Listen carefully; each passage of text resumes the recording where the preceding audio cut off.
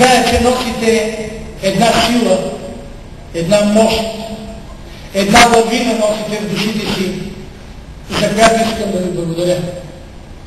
Подкрепата, която давате на моя лидер, съратник и дългогодишен приятел Яне Янев, е основната причина той да е толкова силен, толкова неудържим и толкова убеден по пътя за промяна на България.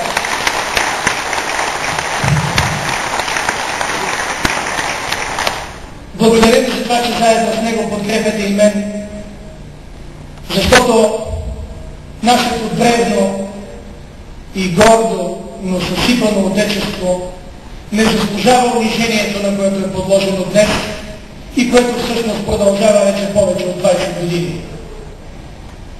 България не заслужава хора, които са прочели по-малко книги, отколкото аз съм написал, да я представляват в Европа, да определят данъците и да диктуват законите, които Народното събрание да приема, да назначават кадрите и да се опитват сега да назначат и президента и както това се опитва да направи Бойко Борисов.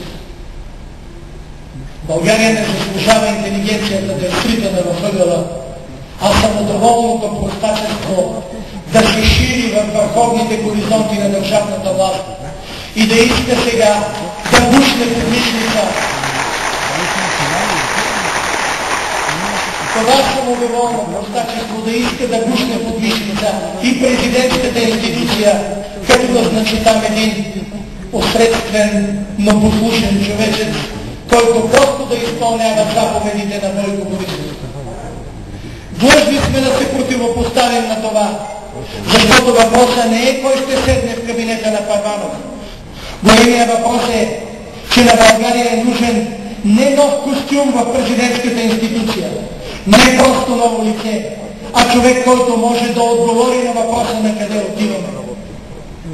На България е нужно не да се появи поредния нов месия, а те един от друг по-фалшиви и непреодни.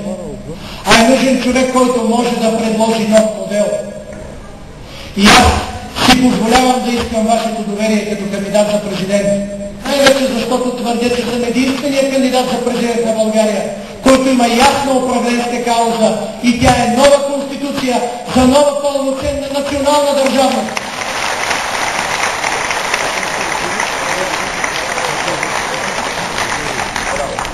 Аз съм единствения, който си позволява да каже: българите днес живеят зле, не защото държавата е бедна, а защото държавата продължава да бъде безобразно крадена.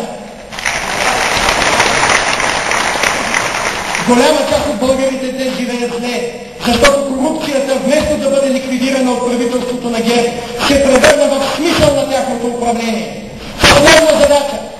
И стигнахме до там да слушаме записи, да четем информации.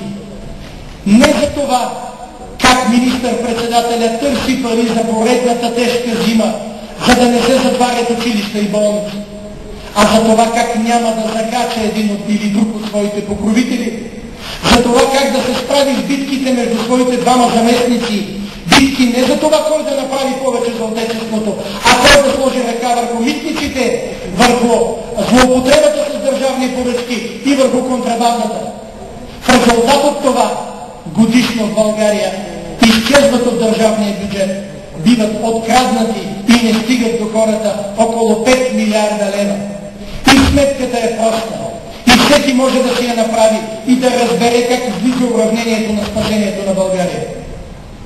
Само ако спрем корупцията на най-високо равнище, като премахнем източването на държавата чрез ДДС измамите, чрез контрабандата и чрез фалшивите държавни поръчки, тези 5 милиарда лева, половината от тях могат да бъдат дадени на бизнеса, за да открива нови работни места, за да плати заплатите на работещите, да плати осигуровките им към държавата.